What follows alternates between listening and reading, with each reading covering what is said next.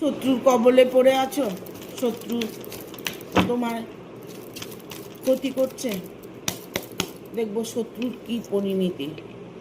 দেখো, শত্রু তোমার জীবন থেকে চিরজীবনের জন্য সরে যাবে, ইভেন সরে গেছে।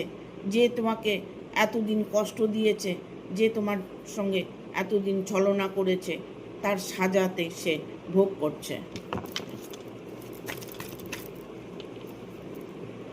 তোমার সফলতা, তোমার জীবনে সুখ সমৃদ্ধি সবটাই তুমি প্রাপ্ত করবে।